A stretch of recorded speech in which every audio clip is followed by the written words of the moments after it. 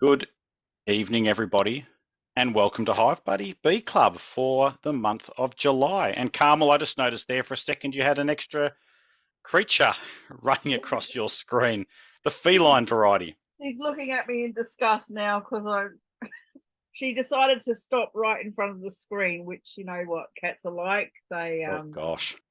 They have good timing, don't they? Oh, it happens that way. Well, we've got a pretty thrilling show tonight. We were catching up over the last few days, and a lot of different thoughts and ideas and news articles and happenings caught our attention, didn't they, Carmel? And that's what we're here for, is to discuss those and see what we think.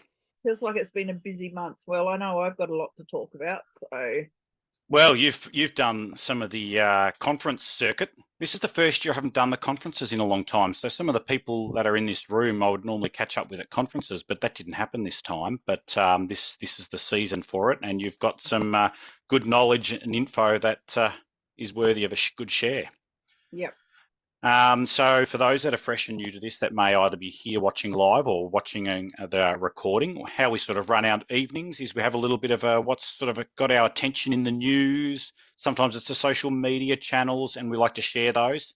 Some of you might have already seen some of those articles or what it is that we're talking about, but we just have a little bit of a conversation about that. We really like to hear what's happening we focus on Carmel's apiaries and hives and just get a bit of an update from her, what's happening in her neck of the woods. Obviously, that's very specific to her area. And later on, we'll probably dig into a little bit of a focus area that Carmel thinks is topical, relevant for this time of year. And I'll finish up with a couple of, well, sometimes it's a story, sometimes it's some information about something that's a bit strange. Carmel did insist that I went and found something a bit quirky this time. I love your quirky stuff. Well, I hope I found quirky enough, because it don't always, but I'll try. I'll make it up if I have to, but we'll find a way to have some fun with that.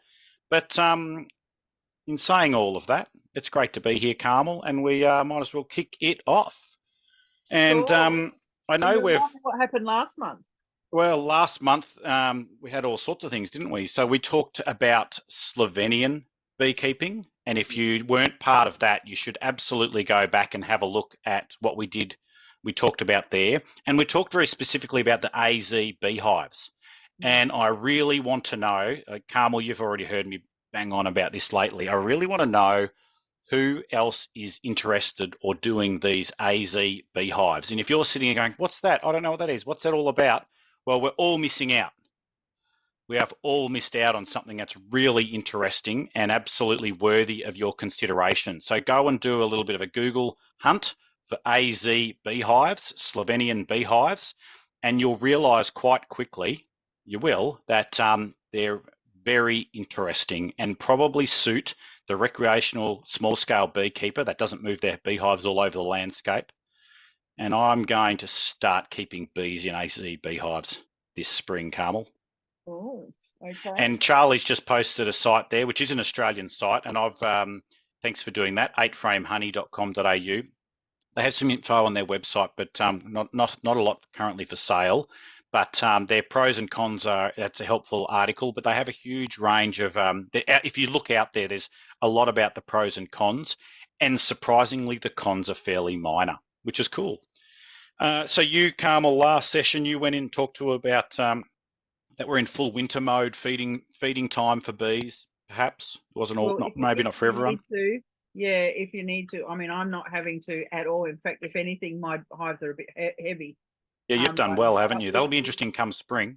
Yeah, we did a deep dive into what to look for, how to feed if you need to. So, yeah. So we talked about sort of the cold weather, feeding and what have you. You also talked a little bit about pollination and some of your experiences up at the almond pollination.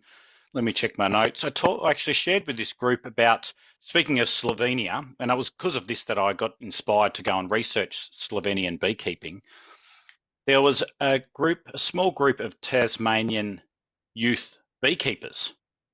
Remember we talked about that? A small group of Tasmanian teens who won a competition and were representing Australia in Slovenia at the international I can't remember the name of the awards, but going over there to represent Australia in youth beekeeping. And I've been following their progress this last few weeks mainly on social media channels. And I tell you what, they've done really well. One of the young chaps in that group, actually, I think he might have come second overall, and that's a pretty big deal. But if you weren't part of last session, you should go back and watch the video for the last one, because it's really amazing what's happening in Tasmania with youth beekeeping. Something for us to learn right across the country. I reckon they're doing a great job. So look, we also talked about Varroa. We talked about honeybee populations in the US and that they weren't going so good this last season, amongst other things. But yeah, that's sort of where we got to last month. But I probably should get on to this month's news and information that we came across. So the first one, as we've sort of been just acknowledging the Varroa situation in New South Wales. As always, we don't sit here, Carmel, trying to be the experts of that, because we're definitely not. But we just like to sort of point out where it's at. And I'm sure everyone here has sort of got their finger on the pulse a little bit. And that is, it's spread a little bit further. It seems to every month, doesn't it, Carmel?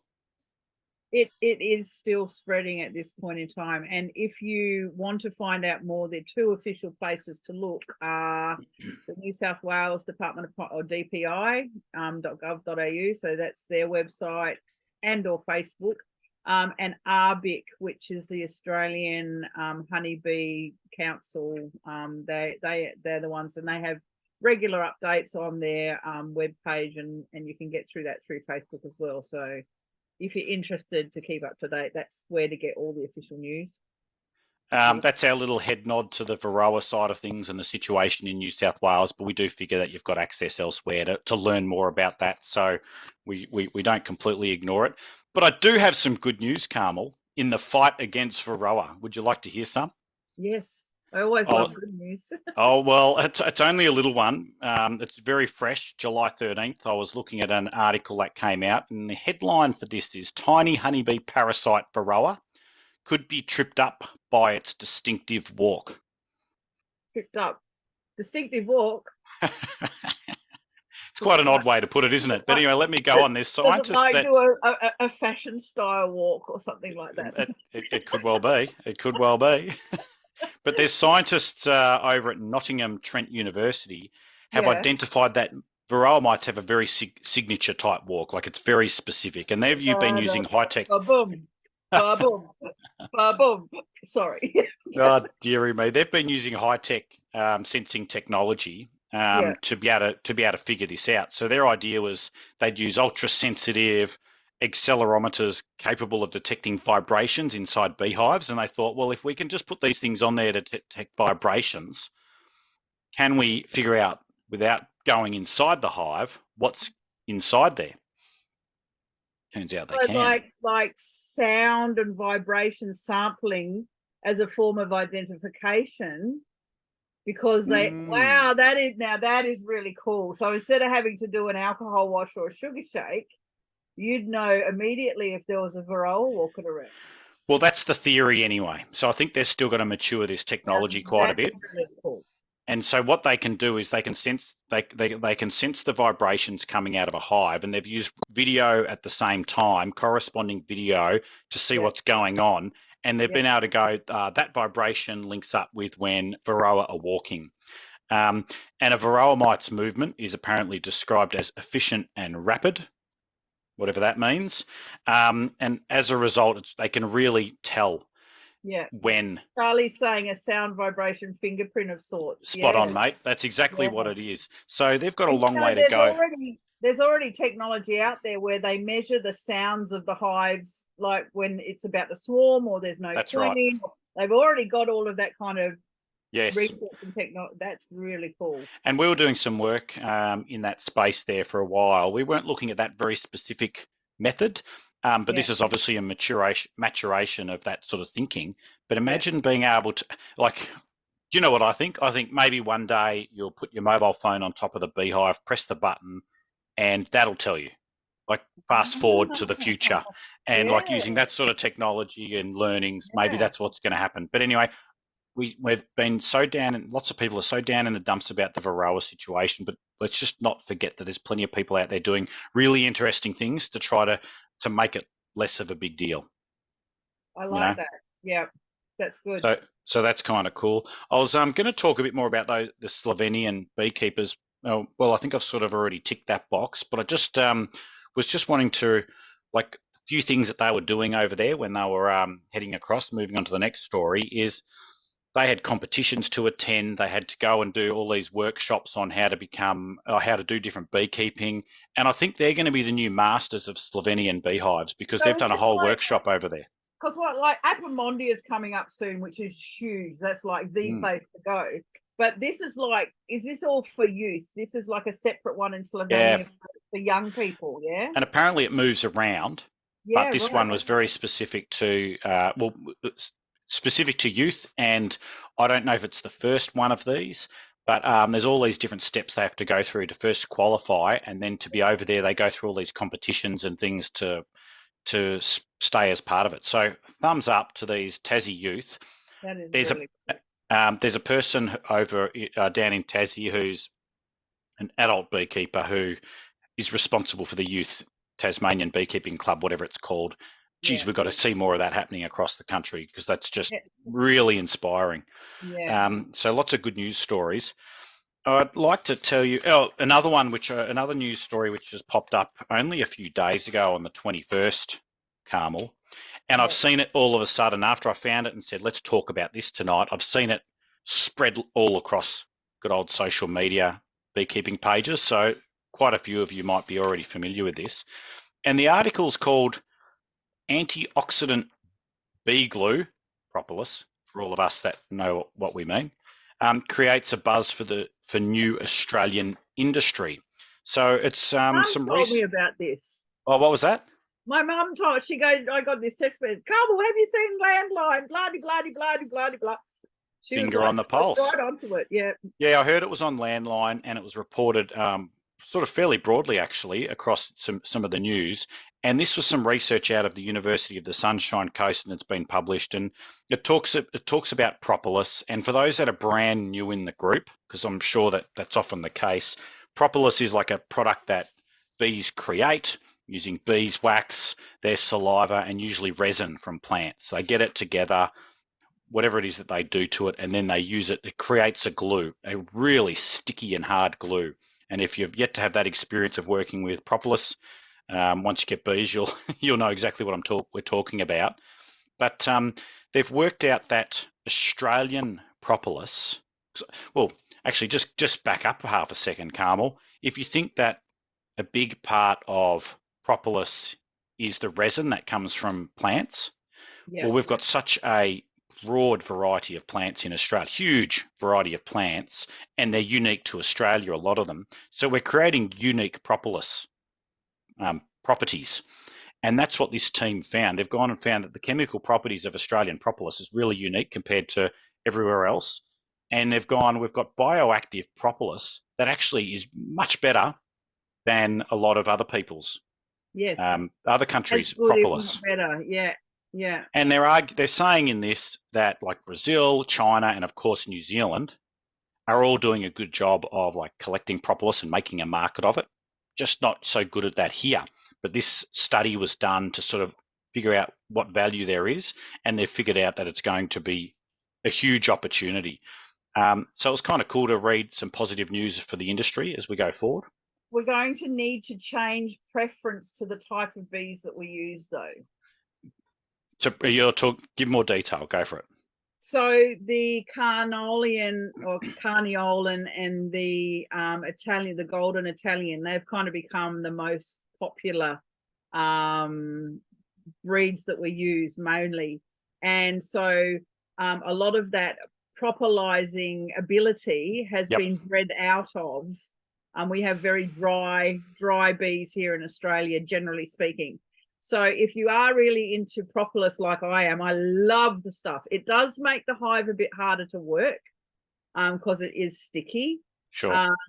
But the Caucasian bees are the ones that will, And I've actually, I've got someone that does Caucasian.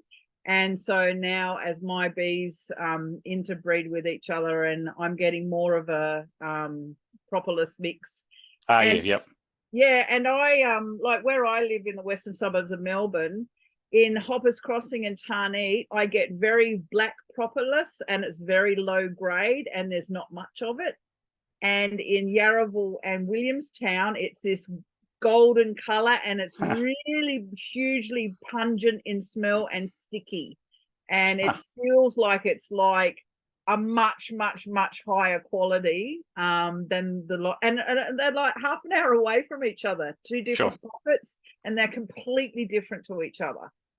Yeah, I feel like I've never paid enough attention in a positive way to propolis. I'm just like, this is sticky and annoying, or I have a Polish beekeeper that lives from like not far, and I can't get enough of it for him. Yeah, interesting. His Polish community love it. Well, I'm going to try and learn some more about it and get a little bit better, and in acknowledging it that it's there and seeing what I can do from it, because I think it's been used for hundreds, if not thousands, of years in a medicinal purpose. You're normally across that sort of thing. What have you come across?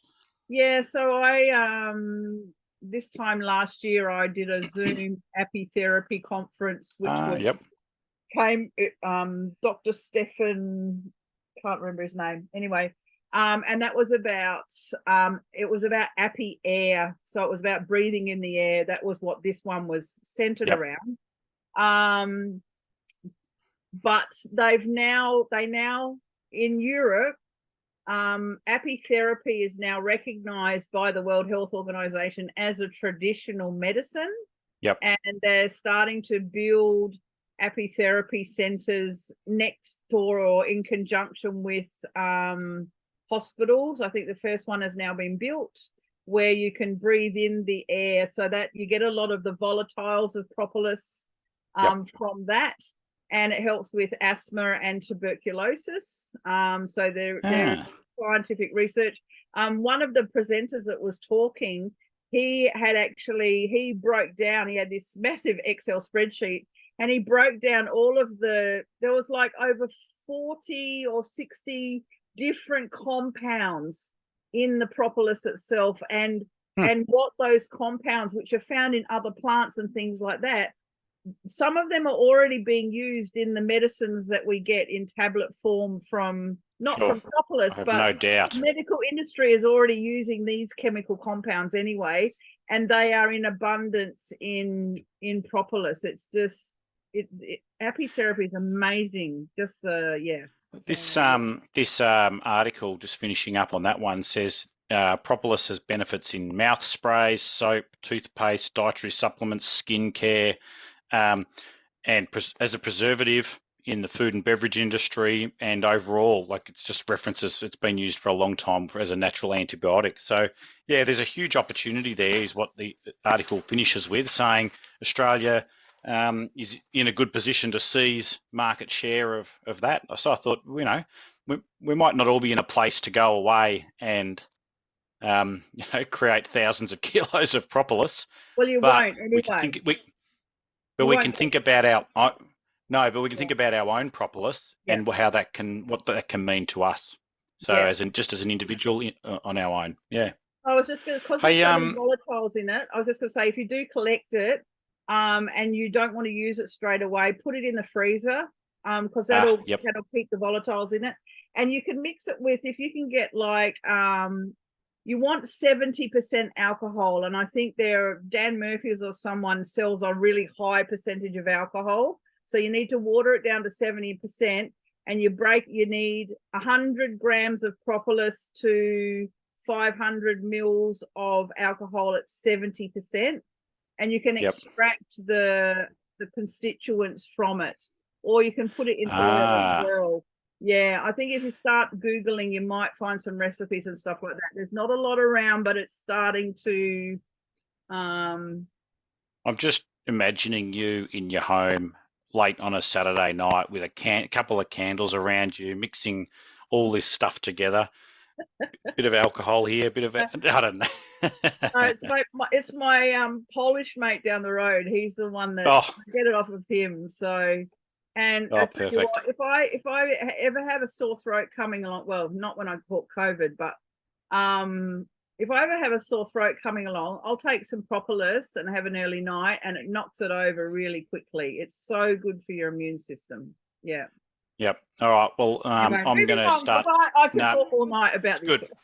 No, it's a good one. I'm going to pay more attention to it. Hey, I'm going to throw to you anyway, Carmel, because you've been to all these conferences, as we've said. What have you got for us? Well, I'll confess I actually didn't go. I was meant to go. But Yes. yeah, I was still in COVID recovery mode and went, you know what, I can't go. But I did attend the Northwestern Bee Club, and they had 2 people there that went. And they had a really good summary on it. And then John Edmonds from Edmonds Honey, he came to the Werribee Bee Club, where I'm also, well, I'm the president there.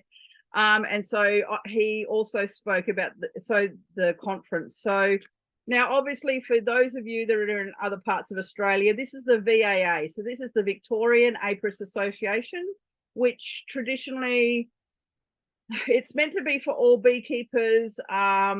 Some beekeepers thought it was just for the commercial guys, but they are definitely wanting to reach out and support hobbyists as well. And so obviously we've got the 2 worlds of commercial beekeeping and hobby beekeeping, but we're all working with bees, so we are on the same team.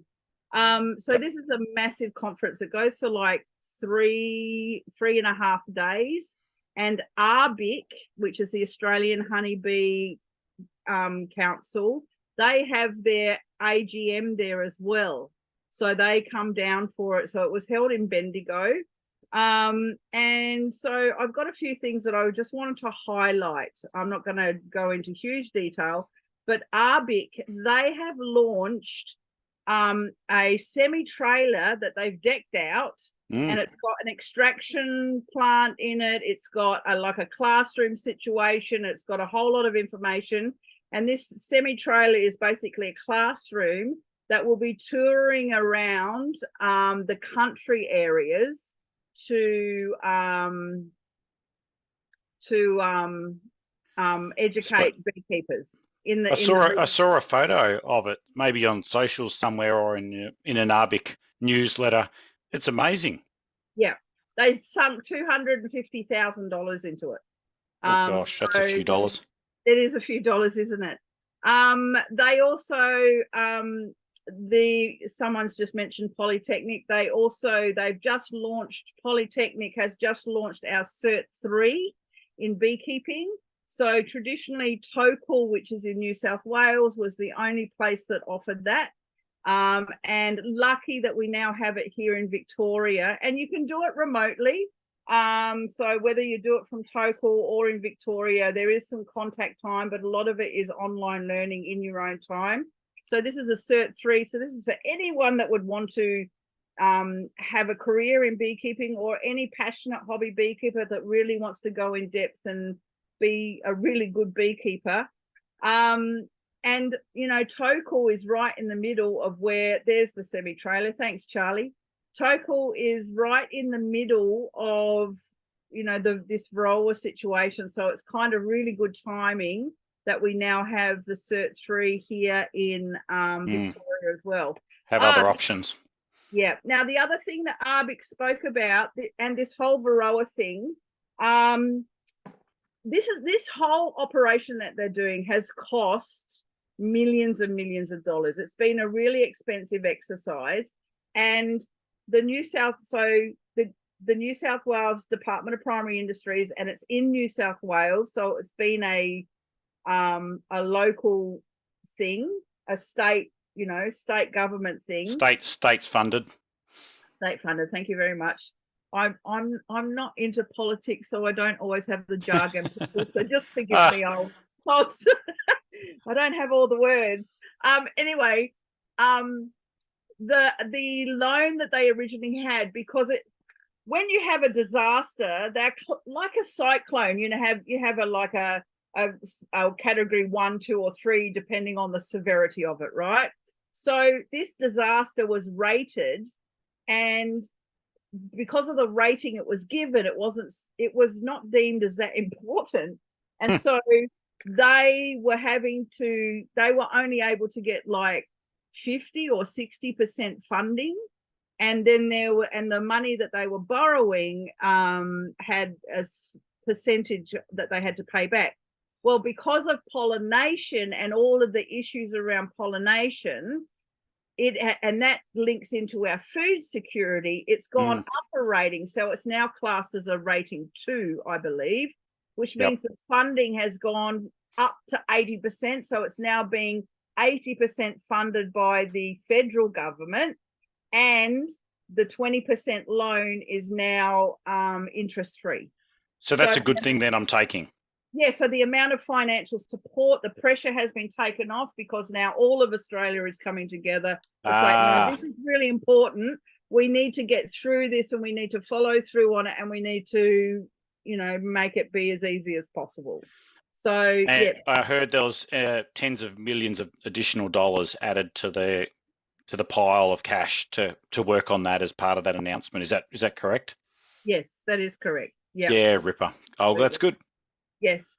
Now, the other thing, and it is about Varroa, and I know we weren't going to go on and on about it, but and look, the country is divided over what's happening right now. We've got this one shot to get rid of it, and we're going to give it our best shot, and that's what they've decided to do, regardless of whether you agree with it or not. I guess what I want to do is share some reassurance for what protocols have been put in place to deal with this, because this is what they're doing, and people deserve to know how they're doing it. So baiting has started, and some of the hives are in very remote areas, so they can't go around and find all of the feral hives that are out there. It's an impossible task. So what they're doing is they have bait stations, and they put out just sugar water with nothing, no fipronil in it. It's just sugar water, and they're monitored. So they're watching these, they're monitoring these bait stations, and so it might take a couple of days. And what they want is they want about 300 bees coming every 2 hours.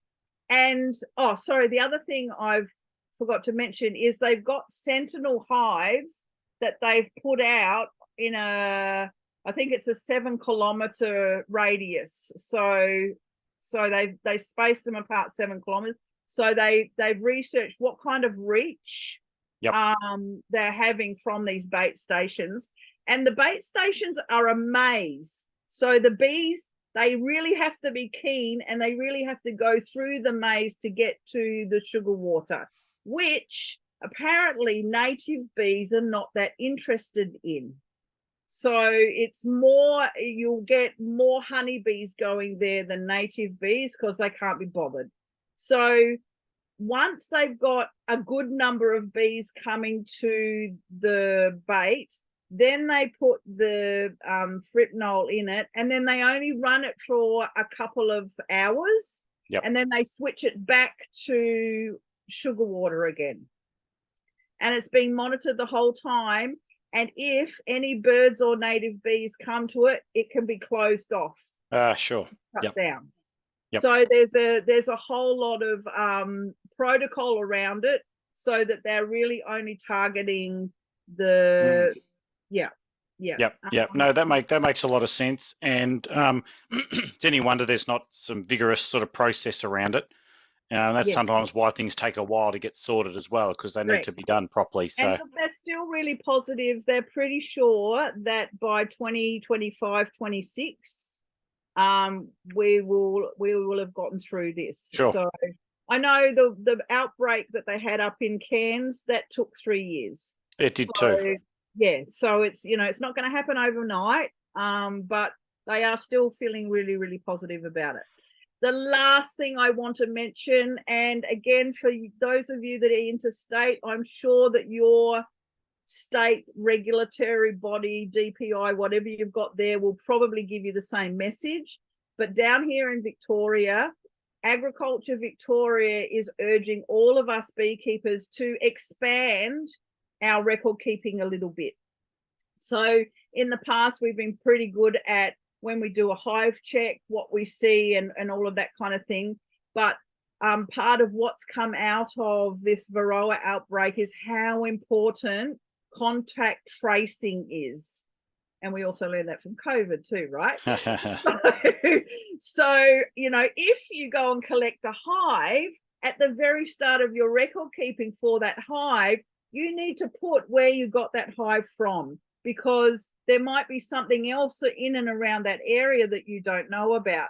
And if you then sell that swarm on to somebody else or give it away on, you need to then record who you gave it to, and then you should give that person the information from where that swarm came from, or any cutouts that you might do, any equipment that you buy, any nukes that you get. So really put in place that contact tracing of where things have come from and where they go to.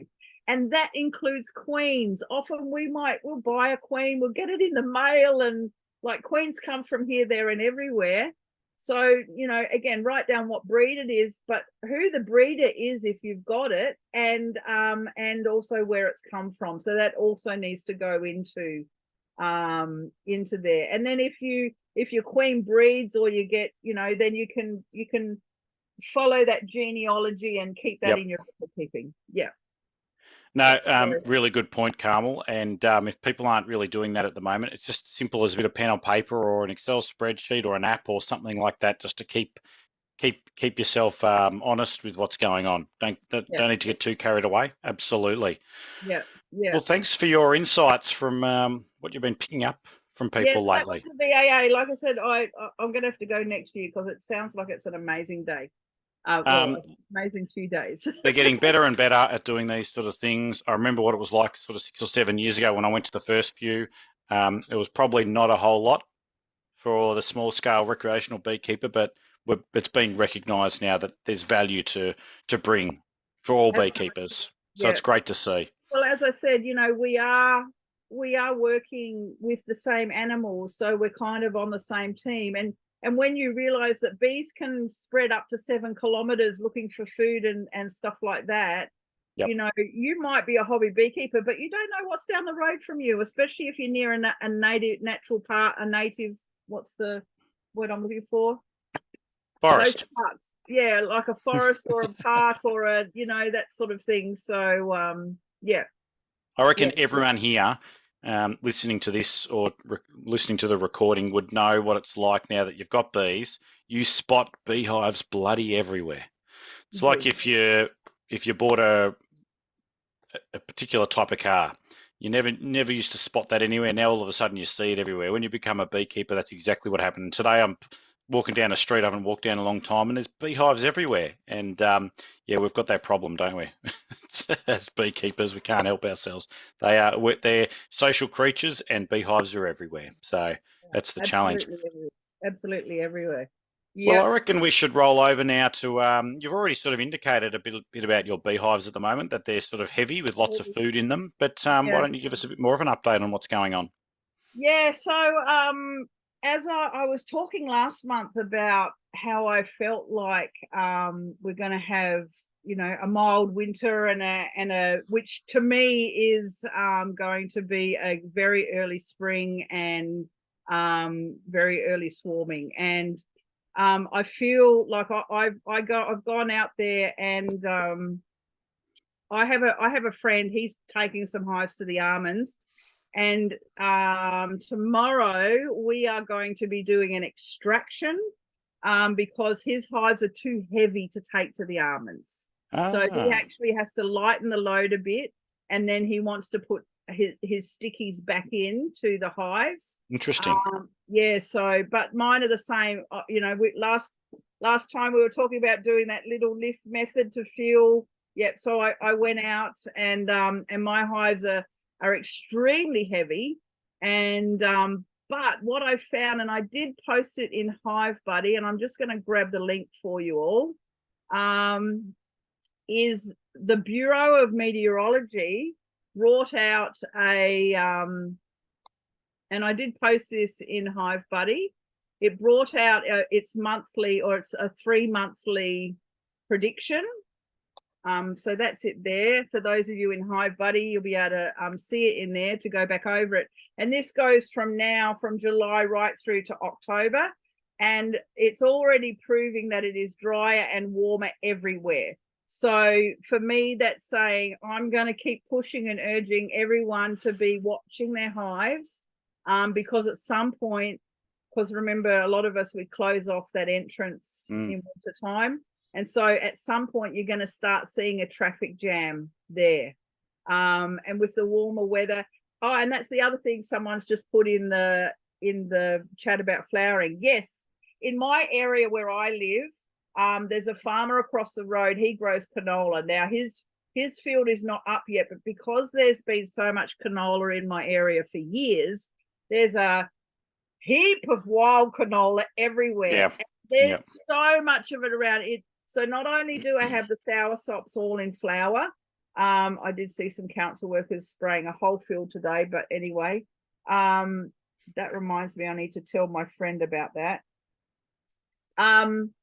The canola's in flower. We've got the red ironbark is in flower. The white ironbark flowers in summertime, but the red ironbark flowers in wintertime.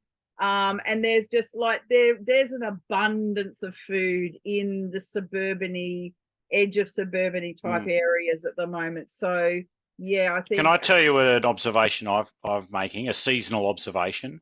I'm down on the Mornington Peninsula. And for those that aren't familiar, it's often a windy part of the world. I feel like this winter has not been very windy. And why is that important? I mean, there's been crazy days, there's been storms, there's been everything, but there's not been average. The average winds, I think, are right down. And what that usually means for an area that is normally windy is the bees don't want to fly because it's just cold. It is blisteringly cold. We're not having that wind, and the bees are out on days that might be only 9 or 10 degrees, but they're out. Whereas if it was windy, they'd be in and they wouldn't be going anywhere.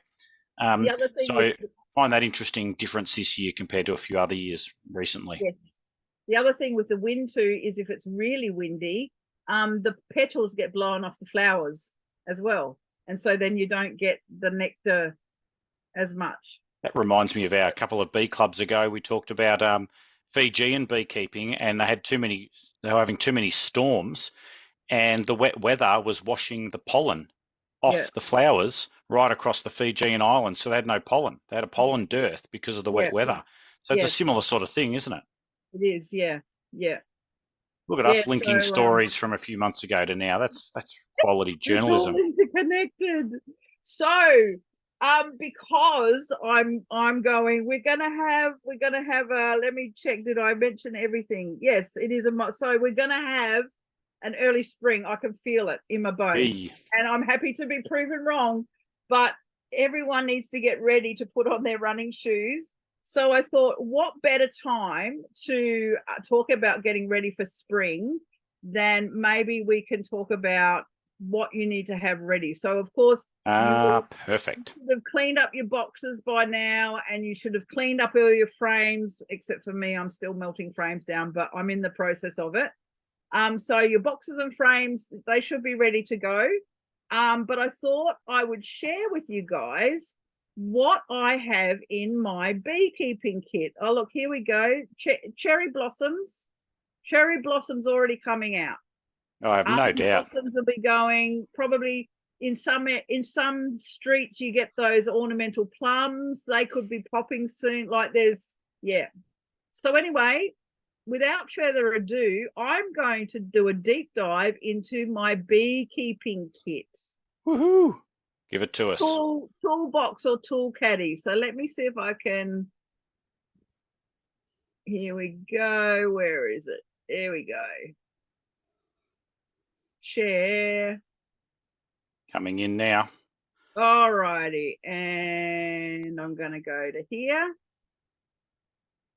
All right. We've got your list looking good. Excellent. All right. Let's do a deep dive into our beekeeping kit or caddy.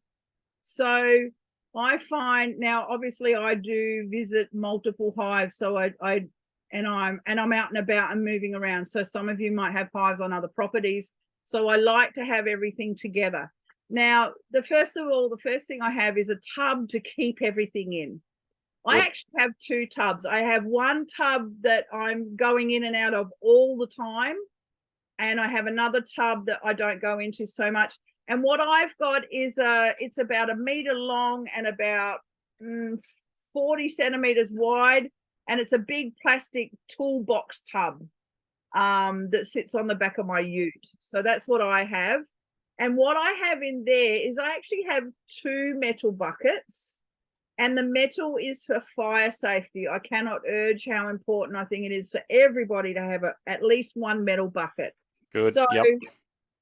one of my metal buckets holds my smoker, and it holds my water bottle. And I actually have, I was lucky enough to get a 2-liter water bottle, and it has a pop top on it. So I don't have to be unscrewed. I can just pop the lid and then I can squirt in what water I want. So one of the metal buckets always has some sludge in the bottom of it. Ugh. So I'll put in a little bit of water, and I have just a stirring stick, something I picked up from my garden. And I'll put water into the bottom of that bucket, and I'll empty my smoker into that bucket. You don't want to put water into your smoker. And then you can put it out, and you've put it out safely, because obviously we are beekeeping over spring and summer where things dry out. So fire safety is always an issue. The other thing, yes, so my metal bucket holds my smoker and my water. They both go in there together with my stirring stick. My other metal bucket, but you don't have to have a metal bucket, I just happen to, is my smoker fuel. Now I like to have a little bit of newspaper or cardboard to start the fire off.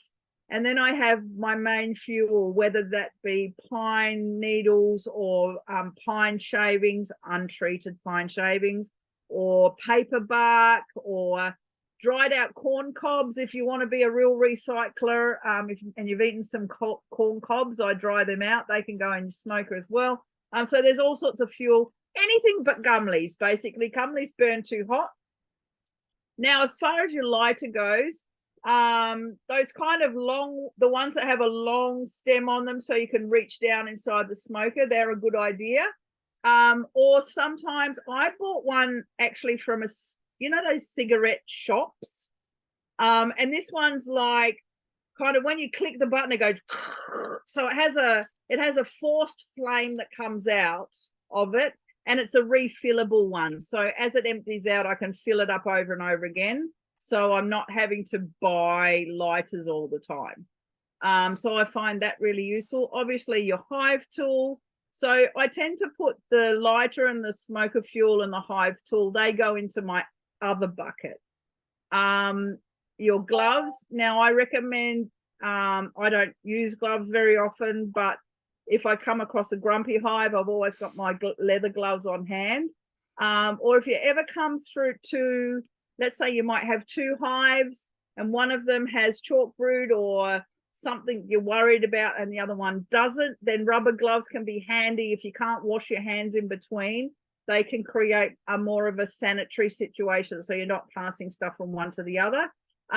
Or if you've got some cross combing and you've got to do a bit of cutting out to correct things, then rubber gloves can be handy so that your leather gloves don't get sticky.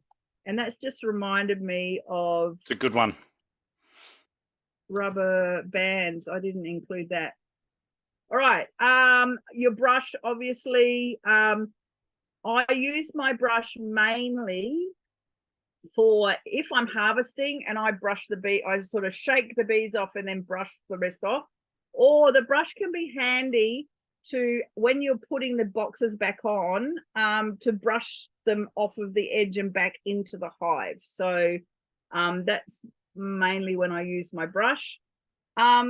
You do get some burr comb, especially in springtime. They'll often be building drone comb between the bottom of the frame and the top of the other one. So there's always a bit of cleanup, or in the lid if you don't have a hive mat, or if your frames are off center slightly, you might get some down against the wall. So it's always good for wax collection. Make sure it has a lid, because otherwise bees will get into it. And then if you are collecting propolis, then you want a separate smaller container to put your propolis in. And again, have a lid on it, and that'll obviously go into the freezer or transfer it into a container into the freezer. Now, if you've got grumpy bees, or if you get overwhelmed by bees coming at you and you just, are not coping emotionally, a tea towel can be handy. If you've taken your lid off, you've put the lid on the ground because you want to lift the other box off to put that on the lid. If you put a tea towel over the top, that's going to contain those bees in that box, so they're not all going to come at you. It's also there handy for cleanup and other things as well. So that can sometimes be helpful. Simple little tip, that one, Carmel. I've never done that, but it makes immediate sense. There you go. A plastic bag or some garbage bags. If you have chalk brood especially, then you're not wanting to put that in with your wax. Chalk brood is a mold, and molds have spores, like it, it's, so you want to contain that, and even, putting it into the bin or whatever. So I like to always have a plastic bag on hand. Now, if you've only got one hive tool, or if it's getting really sticky with propolis and stuff like that, hive tool wash. Now you can make your own up. It is, it's 1 part white king, like a bleach, 1 part methylated spirits, 1 part detergent, and then like 10 parts water. And you can use it to clean and sterilize your hive tool between hives. Obviously, then you want to wash it with some clear water afterwards. Another way to sterilize your hive tool is with your lighter, and give it a squirt with the heat as well. So that's another way of doing it, if you're wanting to have some sort of hygiene barrier system in place. Now, look, I don't use either of these, but some people do like to have them. Is a frame grip, and it's almost like a set of tongs kind of that will grip the frame. And then a frame holder, they kind of hook over the box, and you can hang your frames from them. I don't bother with those. I don't use either of those. I just stack my my first frame on the ground up on the side of the hive. But some people have them and like to use them. All right, now we're getting into pests and diseases. Some people say cinnamon for ants. Personally, I find bay leaves work really, really well. For some reason, they will keep the ants at bay, and I just usually put them underneath the lid, so between the lid and on top of the frames there. Debbie, who's on here tonight, she taught me this one, is the peppermint lollies, and they're the white ones. They're kind of round and chalky. So they will keep small hive beetle away. And Debbie, I don't know if you want to put in the chat, maybe you can share a little bit about how they've gone for you, but you said they've worked really well. If you do have a lot of small hive beetle, and again, for me, because I'm going round to different hives, it's handy to have a couple of traps on hand. Now, there's a few different types. There's a cassette one that goes in the bottom. I don't like to use, they look like a CD case, and they have a sticky mat, and sometimes they have sort of an insecticide. So I don't like to use those personally myself. But there are other ones. There's a refillable one, and it's clear plastic, and you put 2 in the hive, and they hang up on the top. So underneath the lid, whichever the top one is. I like the refillable ones that you put Vegemite in the middle, and then you put the oil. So rice or canola oil are the best ones to use. Don't use olive oil. So they go on the outside, and then you have this little reservoir with Vegemite in the middle. The Vegemite you want to get is the tube one. So you just literally just squirt it in there. 10 out of 10. That's a great idea. Yeah. So you want the tube one. Or there are the small hive beetle traps that you just put just the plain oil in. So they're kind of a V shape. They're a clear plastic, and then they've got black on the top. And again, that just slots down in between the frames. When I've used those, just quickly, Carmel, especially in a season where I look at and go, there's a lot of them around, I'd be putting a couple per box. So upper level, lower level, multiple, Yep. spread out over the whole hive. And the other one is, believe it or not, chucks. Oh yes, chuck The blue swipes. chuck swipes, they can go up under the lid. They work quite well if you've got a lot of them, as a small hive beetle trap as well. Perfect. And that one is best if you've got a hive mat, then the chucks, and then the lid. And you can use the lid to anchor it down because you stick it out the ends a little bit. Because the bees generally don't go on top of the hive mat, but the hive beetle will go up there to hide, and then they get caught in the chuck swipe. So there you go. So we've covered ants, we've covered small hive beetles, and this one, the banana, that is for chalk brood.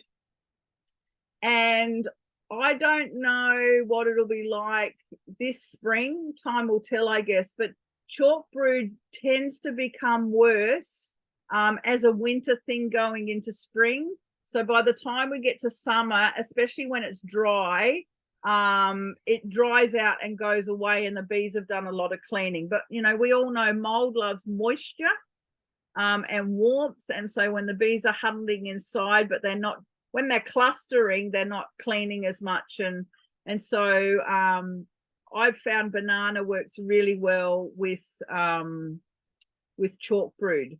And so the banana, you basically, you don't peel the banana. So my phone, here's the banana, and I get my hive tool and I literally slit it lengthwise down the middle, skin and all. And then I will smear. So these are the frames. I'll smear the banana and I'll leave the skin of the banana on the frames. And so I do 2 halves, and I put it usually in the middle of, so if I've got 2 brood boxes, I'll put it in the middle of the 2 brood boxes, or I put it on top of the brood box. So they go into a cleaning frenzy, and they will pull out all of those cocoons and stuff. And then you can leave it for like a week. You need to go back in, and that's where you'll need your plastic bag, because they'll throw them all down on the floor of the hive. And again, remember, these are spores, so we want to reduce the spore count. So you're going to take those mummies out of the baseboard of the hive to get rid of them. Right. What's next? It's a big list, isn't it? Geez, you could spend a whole night on any one of these items, just about, and how it's utilised, couldn't you? You could. There's a lot going on here. Now, these don't necessarily fit inside your kit, but when you are inspecting a hive, it doesn't hurt to have spare frames in a spare box there, because you just never know. Yep. There might be a broken frame, there might be a frame that's just too moldy, or something's happened or whatever, and you just want to get it out of the hive. So it's good to have one on hand. They might need a whole new box, so you've got to put it on the top. But also, if the top box is really heavy and you don't really want to put your frames on the ground, this can become a frame holder in itself. And you might want to take 4 frames out and put the 4 frames somewhere, so then you can lift the top box off. So you might want to lighten the load a bit. One of my favorite things is cloth tape. Comes in black, yellow, purple, red these days. The reason I love cloth tape in particular is that it sticks really well, but you don't need scissors. You can literally just, even with gloves on, you can tear it and it will tear off. So it's got like a mesh, material mesh inside it, and then the sticky on one side, and it's a plastic on the other.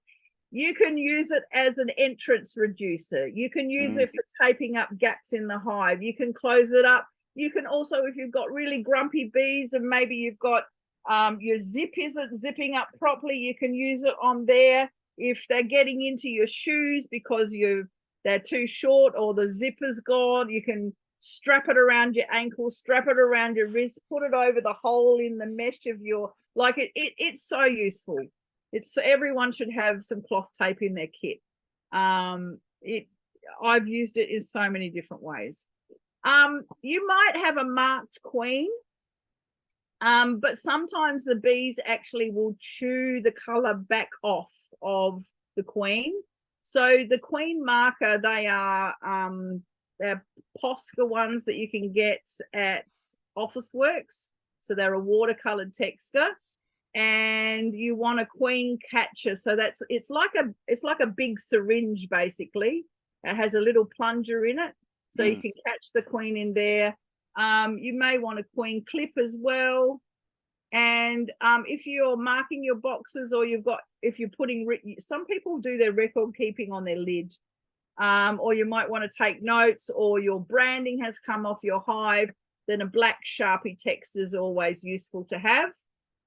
Depending on where you have your hive, there might be grass growing or a tree branch in the way or whatever. You might want to do some pruning. Because, you know, the entrance of the hive might be getting blocked off, and you also want it safe where you're working, so you don't have branches poking you in the face, or you're not tripping over things and tripping over grass. All right, let's go into our Varroa stuff. Now, this might be a kit in its own right, and you can keep it as a separate kit because we're only doing this twice a year. And I actually have a white, you know, the white buckets that we put our honey in, like an 11-liter bucket. I have one of those. So if you're doing your alcohol wash or sugar shake, you've got your white bucket there, and then you'll put water in it. So you've got your water supply already in your squirty thing there. Then you'll want either several sheets of newspaper or a big bit of cardboard. And I fold it into a V like this, so that when I grab my frame and I shake the bees onto the newspaper or cardboard, you want it solid enough, and so it becomes like a funnel or a spout, and then you can pour them into your alcohol wash container or sugar shaker. But the reason why we shake them onto the cardboard or newspaper first is we are trying to get the nurse bees, which means we're down in the brood area, which is also where the queen is. So just in case we've missed the queen, if we shake them onto the newspaper first or the cardboard, we can have a quick look to make sure that she's not there. And nurse bees can't fly, so when we shake them on, the nurse bees will be running around, and it'll be the foragers will fly away. So that's why we have that bit of newspaper. You'll have your alcohol wash, and you can use isocol or methylated spirits to do that. They're now recommending to do the shake twice. So to do it once and then pour your alcohol into the water bucket and have a look. And then fill it up with some detergent water and give it a second shake. So you don't tip the bees out, you keep the bees in, you just pour the alcohol off and then put in some detergent water and do a second one. What's the rationale there?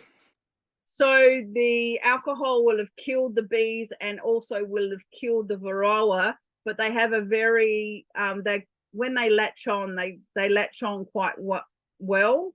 Yep. So by doing the second one, because they've died, things have loosened up by then.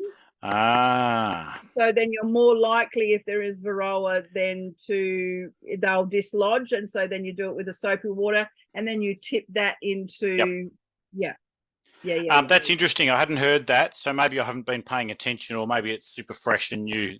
I think John Edmonds shared that, that came out from the BAA. I like it though. It's a good one. Yeah. Yep.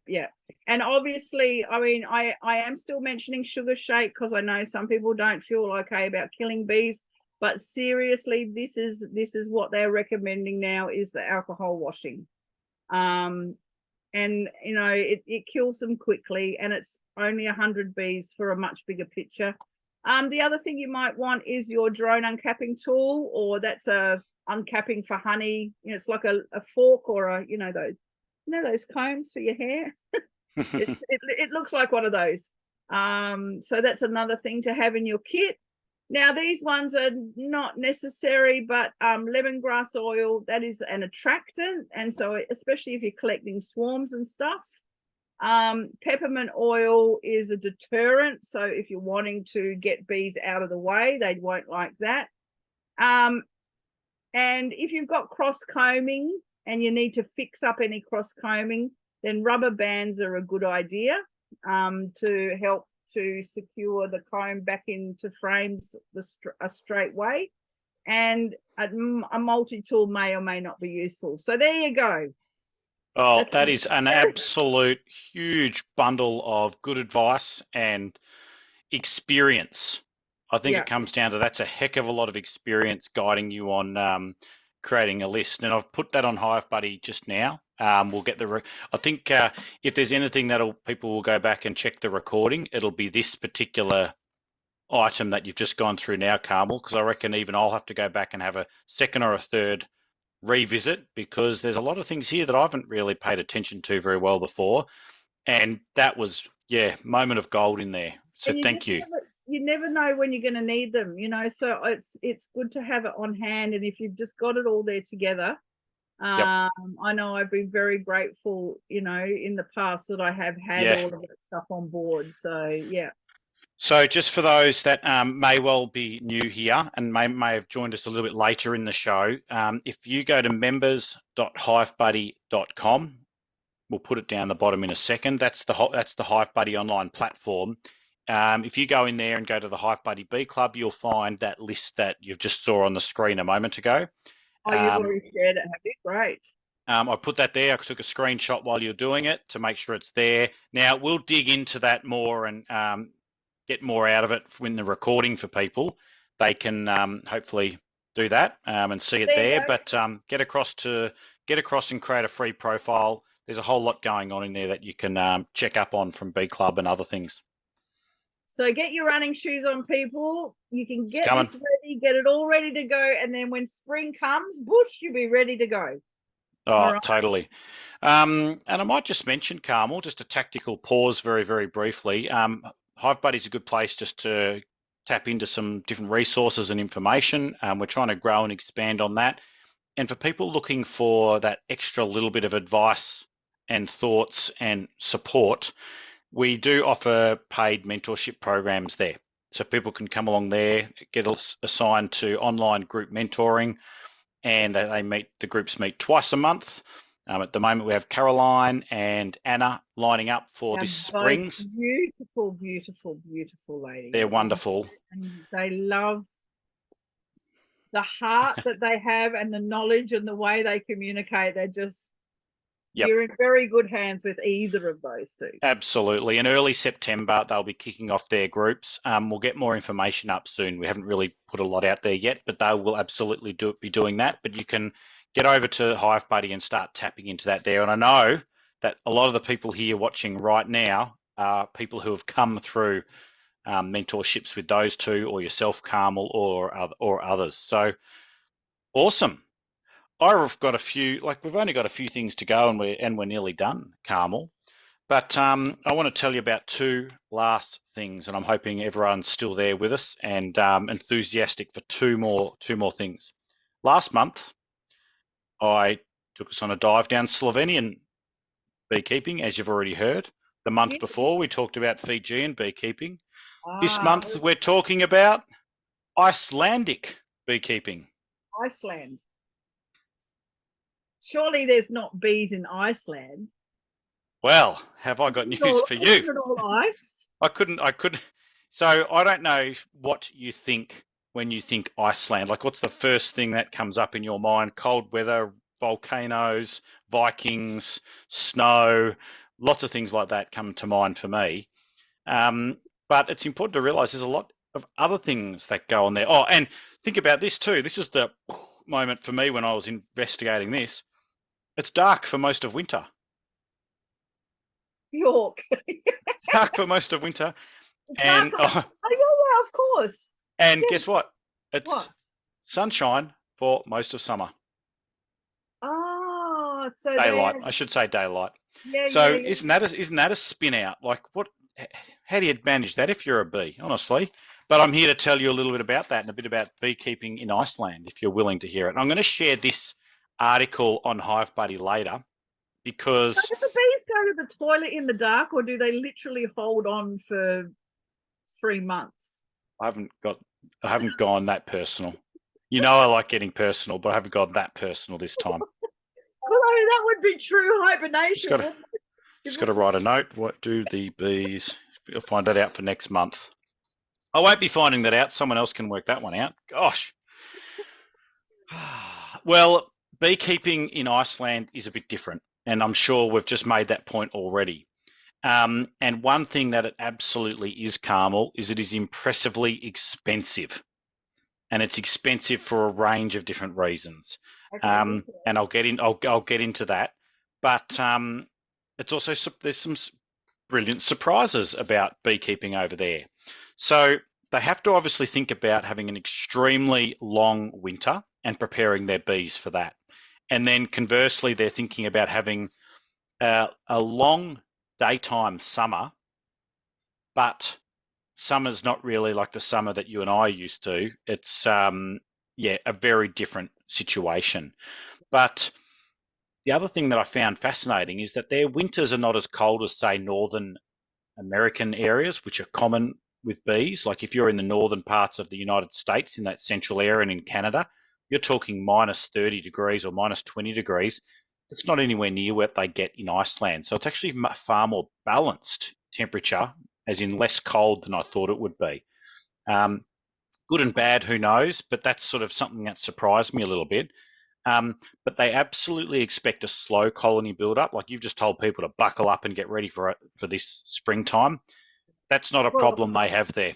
That's here in Victoria. I mean, up in Queensland, they don't get a break, and the season just keeps going. You know? Yeah, exactly. So it's just one of those interesting differences in it, isn't it? So over there, they've got to think about like a slow build-up and just a real steady process that happens. Of course, there's feeding that goes on there too if they need to. And their forage is a real mix, and they're relying on lots of just native plants that are found across it's a large island, but across the landscape. And I've got here things like, and these are plants that I'm not even familiar with, or some of them I am, crowberry, coltsfoot, Arctic thyme. The fact that there's a plant with the word Arctic in it should just, it's cold. Angelica, heather. So there's a few interesting things there. And it's all about survival. They need to keep bees alive, so they do what they need to make sure that that will happen. The population on Iceland, just people-wise for a second, there's about 330,000 people. And I don't know what you sort of expected that to be, but that's what it is. But out of 300,000 people, there's only about 100 beekeepers. Oh, wow. And they collectively have about 300 beehives. Wow. For the entire island. Wow. Not many, is it? Well, I mean, in like Hoppers Crossing, Tarneet, and Werribee alone, there's about 300 beehives. I would have 300 within 5 kilometres of me here, I'm sure. Wow. Yep. Yeah, it's crazy. If they need to get more, European honeybees were an imported species there. I'm sure that's probably fairly apparent to you. And they actually bring them in from Sweden, but a particular island off Sweden, which is where they take bees for quarantine before they then bring them over to Iceland. So that's quite a process, isn't it? So does that mean that their bees are disease-free and stuff then, if they quarantine them first? So isn't it interesting how we've always said to ourselves, Australia is the last place on the planet free of Varroa? We are not, obviously, at the moment, but Iceland does not have Varroa. So that small hive beetle and AFB and that kind of stuff as well. I don't know enough about that, but they are certainly very cautious about how they introduce new bees into the area. They're really cautious about swarming. They applaud swarming. Swarming is a wondrous thing because it means they've got healthy, productive, effective bees, but they'll do everything they can to make sure they don't lose them because they do not they do not want to lose beehives. That's the simple fact there. If you wanted to get a package of bees brought over from that island off Sweden, you're talking about $1,000, just a package of bees. If you wanted to get a queen, you're talking about $150 per queen. And as I'm sure you can imagine, most of the actual equipment you need has to be imported as well, and that would be a bloody expensive task. Want to do beekeeping. So it's tricky, isn't it? Like it really is quite tricky. So they got this article, which I will share. They did some harvesting for this, and they only got a small amount of honey from the day that they did this harvesting. But what was interesting was the beekeepers from the US that went over to see what they were doing went, you didn't get much honey. What do you do with the honey? How much do you make out of it? It just seems like this is not a practical, like the balance of costs versus income does not add up here. And they said, well, the amount of honey that we harvested today was about $20,000 worth of honey. And this person went, you're kidding me. And that's because over there, people will spend $100 for half a kilo of honey. For Yeah. half a kilo. Yep. $65 a pound, it says here. So I've done a bit of an exchange thing there and worked out that it might be roughly $100 for half a kilo. And they're like, and I don't know what assumption you make, but is that tourists coming in and wanting Icelandic honey? No, that's the locals wanting to ensure the future of businesses on their island and ensure that they can be as sustainable as possible with their own food supply. So I thought that was an awesome little finishing point on that story. Icelandic beekeeping. Huh. They are. I'll read one more sentence. This is one more quote out of it. Icelanders are true keepers of bees. They protect, respect, and care for the bees at all costs. How's that, eh? Yeah, wow. That's amazing. It's nice, isn't it? Yeah. Well, that's got to be just about everything. No, of course it's not everything. We've got one more thing, Carmel. You up for one more thing? Yeah. Getting late. Is this your Yeah, it is. And I reckon we've talked about this before at some point in the last couple of years on one of these sort of things. But have you heard about mad honey? Mad honey? Mad honey. Like it sends you crazy, mad honey? Well, it doesn't so much do that. But have you heard about what mad honey is? Go, tell me. Well, it comes from over in Turkey. Okay. And just like all good things, you have anything too much, it does troubling things to you. And this is not some sort of honey that you end up putting on your granola or stirring into your tea and having a truckload of, or putting it on your toast. This is some honey that if you were to have the pleasure of having some, you'd have it very, very carefully. So let me tell you about mad honey from Turkey. Firstly, it's a very dark reddish type of honey, and it's got a special name called delibal. Probably not saying that right, but go with me. And the nectar comes from a particular type of rhododendron. Now, I remember when we used to have sheep when we were young, we couldn't let the sheep eat the rhododendrons if a branch fell off them because the poisonous or the toxins that are in the leaves. That rang a bell to me, and I'm like, well, it's probably a similar thing. And it turns out that it probably is. But a lot of rhododendrons do have some sort of toxic element to them. But these particular ones that create mad honey, the nectar has a particular type of neurotoxin as part of it. And in small quantities, it brings a bit of that good old-fashioned lightheadedness and hallucinations that we all love so much. Well, I like drinking alcohol. Well, if I jump forward a little bit, which you sort of have, if you like, one thing in the past was to add a little bit of this honey to your alcoholic beverage, so you get a bit of an extra kick in the whole process. And I'm not so sure that's really what you want to do, but that's what was happening. Wow. So if you go too hard, like apparently it's a lovely little experience to have, lightheadedness and a bit zoned out. So that's nice. But if you go a little bit far, you're talking about dropping your blood pressure. Your heartbeat can go a bit funny, nausea, numbness, blurred vision, and you can end up having seizures and die if you go a bit hard. Right. One teaspoon, not two, Carmel.